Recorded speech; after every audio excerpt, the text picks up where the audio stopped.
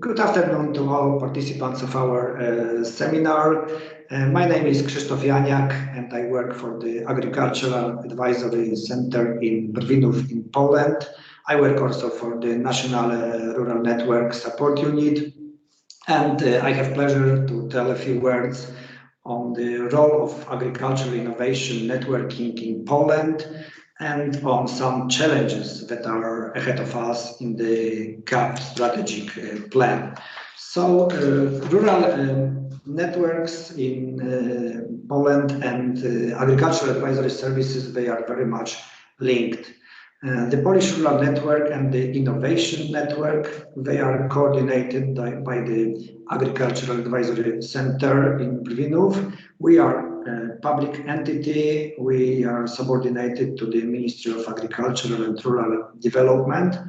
And the networks in the regions, they are implemented through the regional agricultural advisory centers and by regional governments.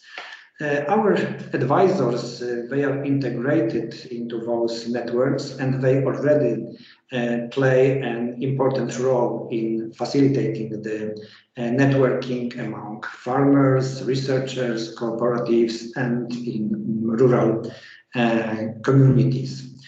Talking about agricultural advisory service in Poland, the advice is provided through different institutions and organizations, and we've got public agricultural advisory services. I mean, my organization, Agricultural Advisory Center, and regional offices.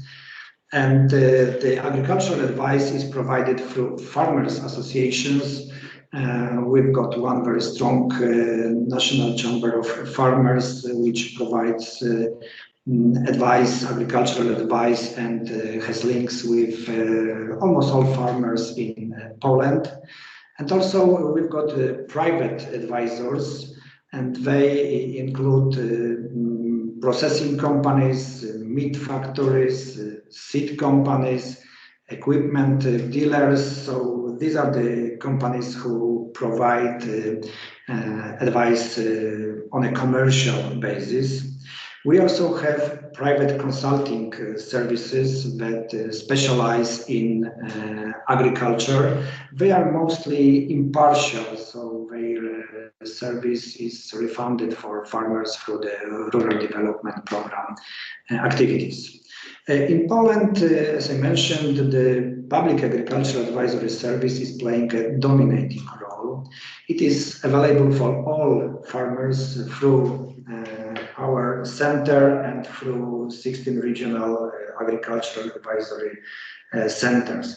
We employ approximately 3,000 advisors, which is a pretty huge number of people, but taking into account that we've got 1.4 million farmers, and especially these are small-scale farmers, the number of advisors is just, as we think, enough.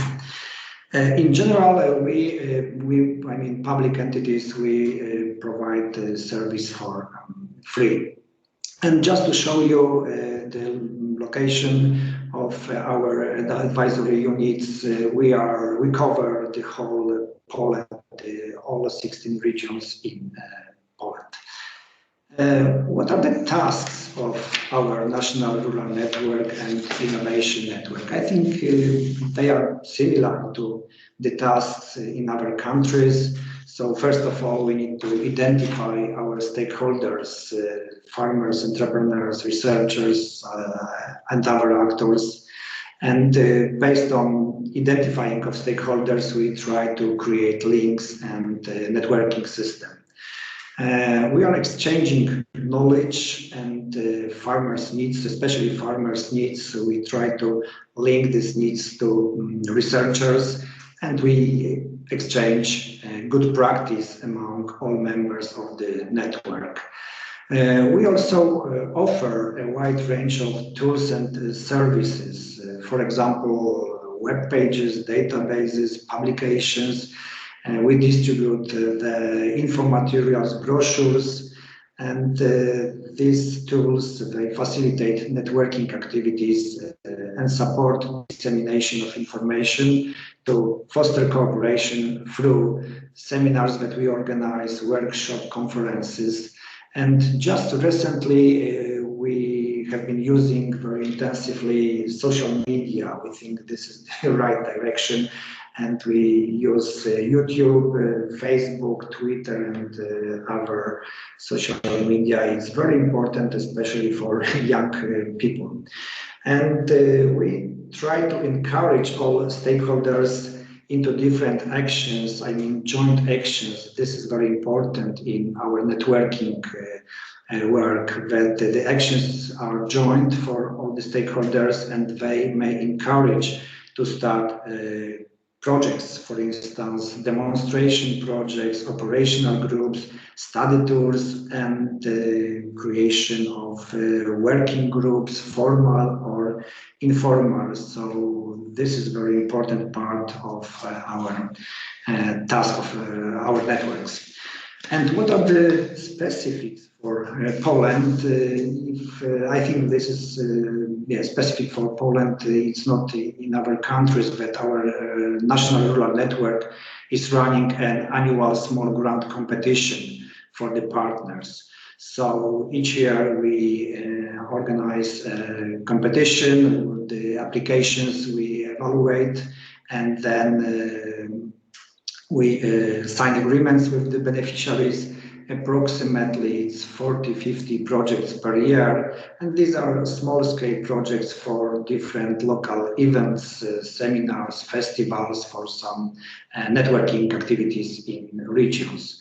Our National Rural Network carries out its own networking activities, and now it focuses mainly on smart villages, agritourism, and women in rural areas. The innovation network, the EIP Innovation Network, is focused on assistance in building partnerships and starting up national innovation projects. So these are two key words, as I could say, building partnerships and starting innovation projects. This is what our innovation network is focused on. And the implementation of the innovation network is dependent very much on innovation brokers. And these are people who are experienced in working with farmers, entrepreneurs, and researchers. These are mainly agricultural advisors. They play a role of innovation brokers in the centers.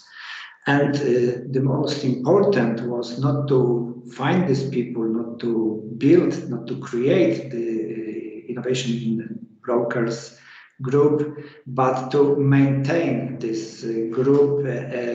We've had this group for 5 years, and at the beginning the fluctuation was very high. So it was really a challenge for us to maintain a group of well-qualified brokers. And right now we've got approximately 20 brokers in total, and they are located in each region of Poland. And what are the challenges concerning CAP network post 2020? So first of all, this is what I have mentioned. Our networking system, it exists, but for sure it requires transformation. So it has some advantages, disadvantages. We've been reviewing it right now, and we will try to build a better, maybe more innovative system. Secondly, the challenge is to create a new one CAP network which will integrate the innovation agricultural network, the rural development network, and CAP Pillar 1 network. We do not have right now the network for CAP Pillar 1. We need to build it, and the challenge will be to integrate those three into one CAP network. I think that to build a clear organizational structure is very important, and we will use the benefits of the existing networks.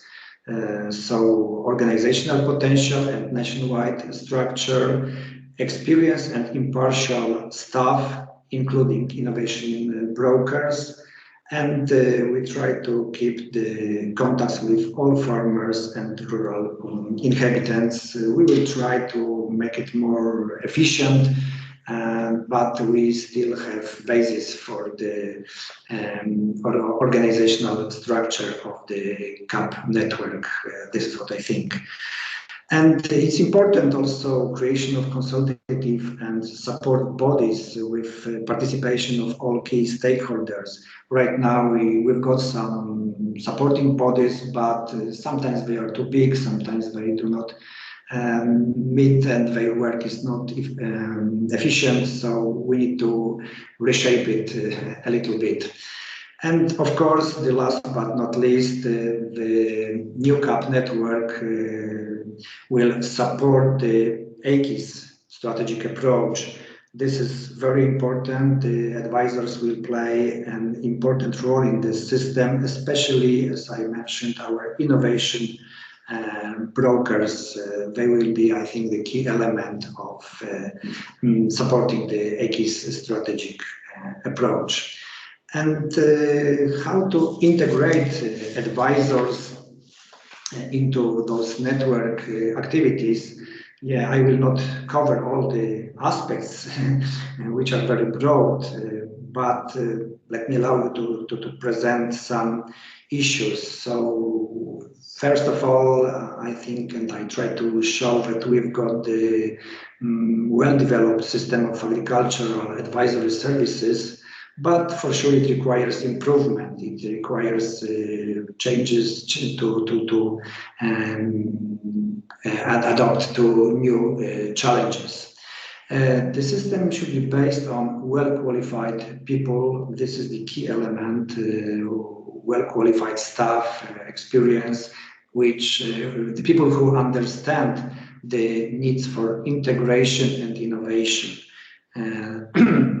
And we need to match it with the new role of advisors. This is what I write, advisors acting more as facilitators, not instructors.